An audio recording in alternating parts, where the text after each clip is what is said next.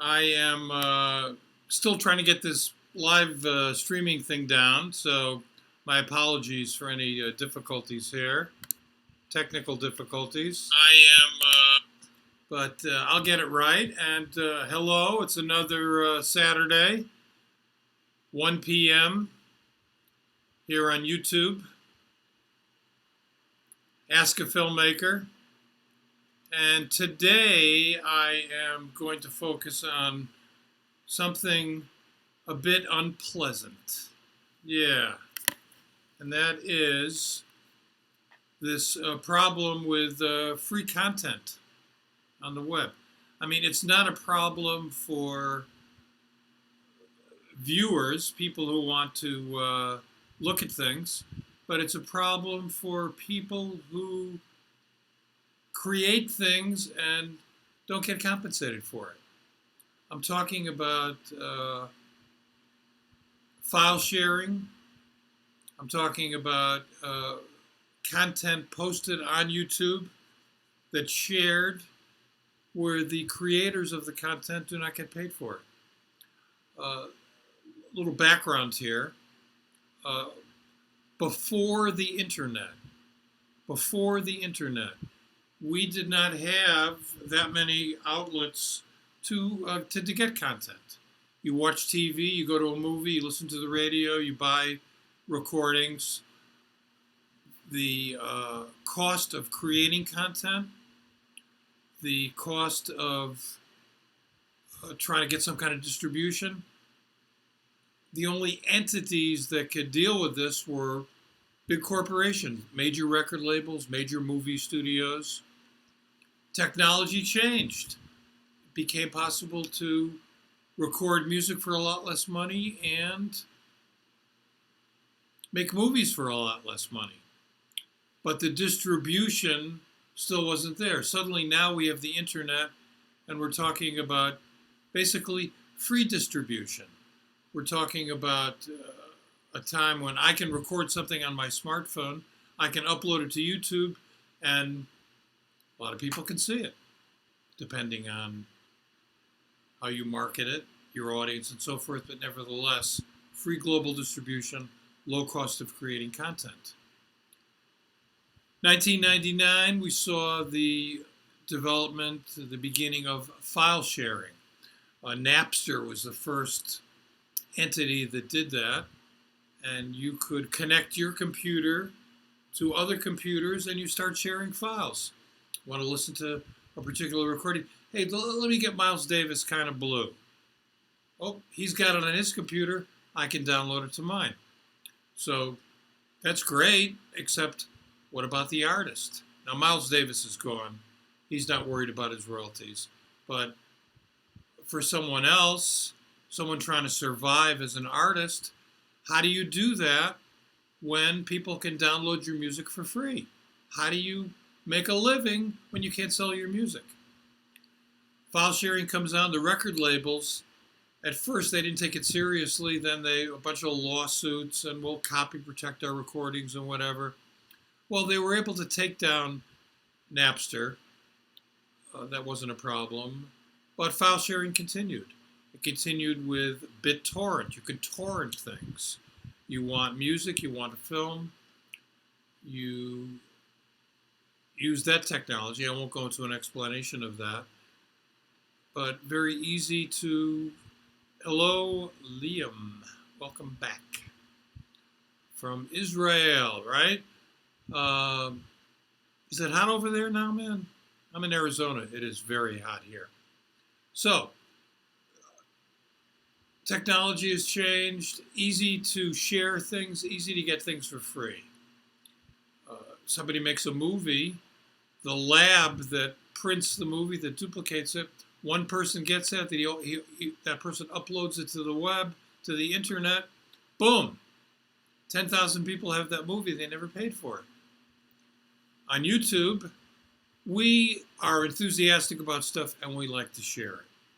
When we were young, when I was young, some of you weren't around in this era, we had cassettes and we had LPs, and you bought an LP and your friend said, geez, I don't want to buy it. Could you tape that for me? And they'd get it for free, except for the cost of the tape. The musicians, the record labels didn't make any money from that. It went on for years like that. Now, much easier. I can put a CD into the drive of my computer, rip the music off of there. It's a bunch of files. I can share it. One person buys it, 10,000 people share it. Musicians get paid? No. Of course, when this file sharing thing started, people had a certain amount of resentment to record labels and movie companies. Record labels, for many years, controlled the music industry, and they would charge whatever they wanted to charge for a recording. You'd pay $15, $16, even if you only wanted one particular track from the recording. You had to buy the whole thing, and therefore you were resentful. People said, oh, record companies, fuck them. They got all this money. What difference does it make if I'm going to share it? Well, when millions of people take that attitude, when people put up their music, question here about permissions. I'll get up to that in a second. When people put up their music, when people put up music on YouTube because they like it and they just want to share it, people don't pay to listen to it. They can download it from YouTube. They can just listen to it on YouTube. The artist doesn't get anything for that. The record label may have a little side deal with YouTube. They maybe get a little bit, but 95% of the sale of advertising and stuff from YouTube that goes into this content morass, this content swamp, unfortunately, musicians don't get anything. Most record labels don't get anything. So we're now in a situation with music where artists, musicians can't sell their music. Oh my goodness, they can't make any money from what they do. I know some of the greatest musicians in the world that are struggling to survive. If you're a musician, how do you make money? Well, you teach or you play gigs. You play concerts, clubs, whatever, you make some money from that. The record label, lost my train of thought there. Let me turn on a light here, see if that makes me look better. Do I look any better? Where was I going? It's interesting. This is a problem here sometimes when you're speaking spontaneously. Anyway, musicians don't make any money, and now filmmakers. It's a similar thing with filmmakers. You know, when the file sharing thing came out, people had a certain amount of resentment towards movie studios. Well, they make millions of dollars. What difference does it make if I download that file and watch it? They're still gonna be rich. All those people in Hollywood. Yeah, there are a lot of rich people out there, but there are many independent filmmakers, me included.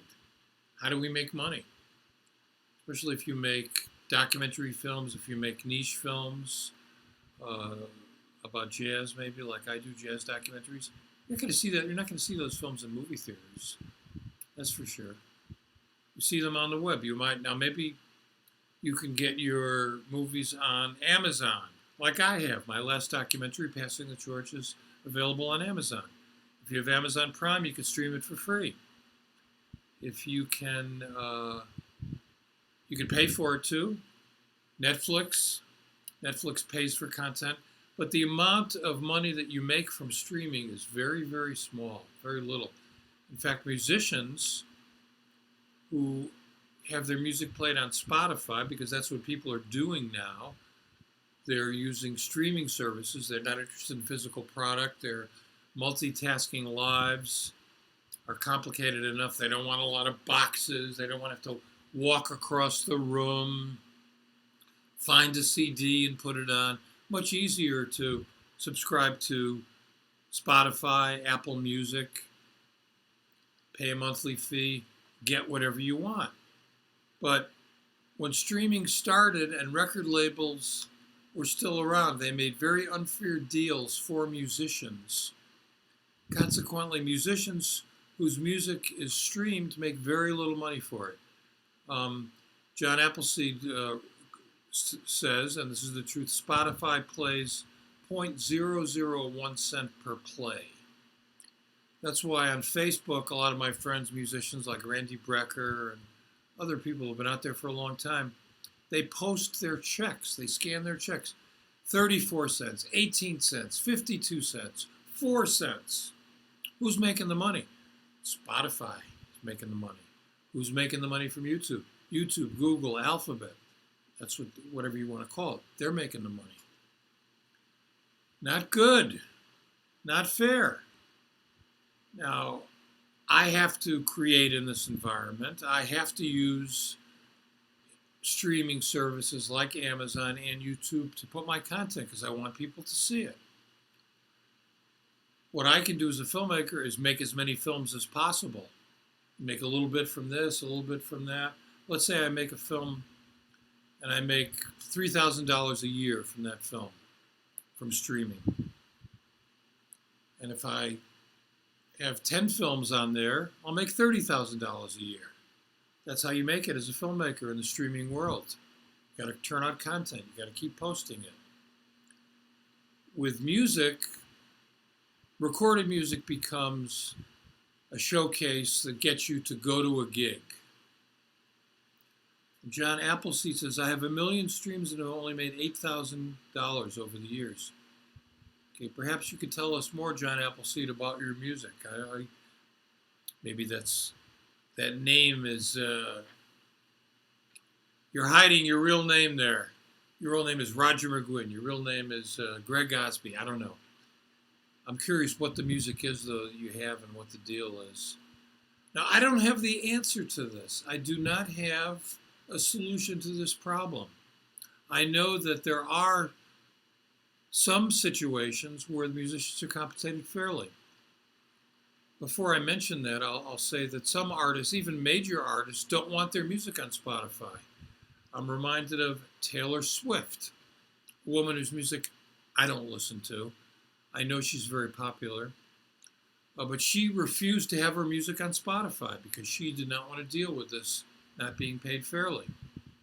Well, she is a very best-selling artist, and finally she made a deal with Spotify. And I guess she's getting paid fairly now, and she's got her music on there. Not everyone wants to do that. Now, there is one entity that I know about that pays musicians fairly for their recorded content. And maybe this is the harbinger for what's going to play out in the future. Because certainly we're not going to go back to a situation where there's physical product. There's going to be less.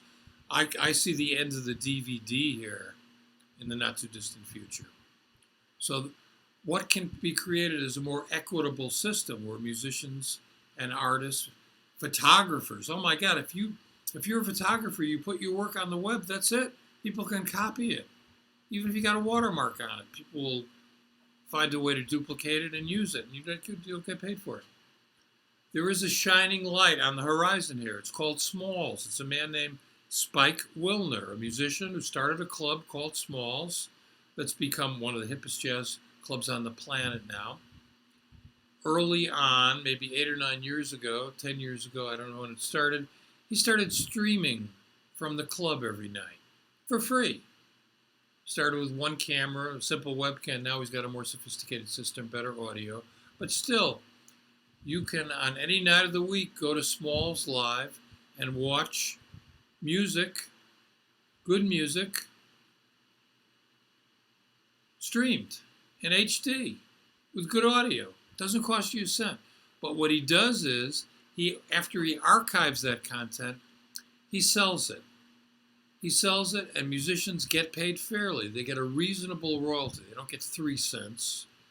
I don't know what the exact figure is, but I know that it's fair. I know musicians are making money from that. They're not making a lot of money, but they know that when they appear at the club, they're going to get paid for the gig. The music's going to be broadcast live, and it's going to be archived. And when people buy the video or buy the audio, they're going to get a very fair percentage. Now, Spike Wilner is one guy who cares. He's a musician. These giant corporate entities like Spotify, like Sony Music, like Universal. These corporate entities control a lot of the music on this planet. I mean, if you think about all the recorded music from the past, before the internet, before MP3 files, all of that music came out on record labels, Columbia Records, RCA, Warner Brothers, a lot of fantasy records, Milestone, Prestige, Riverside, thousands and thousands of recordings that are now owned by these corporate entities who are warehousing the music and licensing it, and musicians basically get nothing from it. Now, Mr. Appleseed says, Bill Graham of the Fillmore, Wolfgang's Vault, wrote into every contract that he owned the sound recording of the show and could sell it later. Yeah, he did. And Wolfgang's Vault is one of the biggest rip-offs on the planet. They are selling music and musicians get nothing. And the reality of trying to deal with these entities, trying to sue them, is that who has the money to pay for lawyers? Because the asshole that owns Wolfgang Vault, Bill Graham passed away years ago. Some lawyer or somebody got it. And he's selling his music, and try to sue him, it could cost tens of thousands of dollars just to get that music taken down. Now, it's much easier with YouTube. If you can prove you have the copyright on something, you can get something taken off YouTube pretty easily. But a rip-off artist, a rip-off site like Wolfgang's Vault, that has a lot of music, not only from the Fillmore, but they purchased a lot of stuff from Festival Productions. That was George Weins' company, who recorded music at the Newport Jazz Festival and many things for many years. What happened was that they got it. This Wolfgang's Vault has got it. If you're an artist, you want to sue them, forget it. You know, I've done some work with Sonny Rollins, and he has a similar kind of situation. He did some recordings in 1962 for RCA Records, some studio recordings that were never released. They sat in a vault for many years. This was at the beginning of his bridge period, when he did some wonderful stuff with Jim Hall, Bob Crenshaw, and Ben Riley. They had a great band. They went into the studio. They also recorded at the Village Gate. That sat in the vaults for decades. Somebody took that stuff. They got a copy of it. It started to circulate. A bogus record label in London, well, we're going to release that. They actually manufactured CDs and they put the music out. They didn't give Sonny Rollins 1 cent, not a penny. What if Sonny Rollins wants to stop that? Well, Sonny Rollins lives in the United States. They're in London. Do you know the cost of hiring a lawyer to pursue something like that? Tens of thousands of dollars. Sonny Rollins is a successful jazz musician. I don't think he wants to be bothered. But not everyone has the status of a Sonny Rollins. Musicians just don't have that kind of money. Now, there have always been these pirate labels, these bootleg labels. Recorded something at a show, maybe put it out on an LP, sold it in Europe, made money, decent money. Artists got nothing. From my perspective, Spotify and other streaming services, they're nothing more than bootleggers as well. But people are utilizing them because the average person, they don't know. The average person who subscribes to Spotify for $9.95 a month doesn't realize, well, the artists are really not going to get paid for what they do, whether the writers or the copy. Now, musicians for musicians, making music a profession. Music is a profession. Yeah. We need more activists. More people are going to step up to the plate and stand up for musicians and organize. Right now, there's no organization. It's very hard to organize musicians.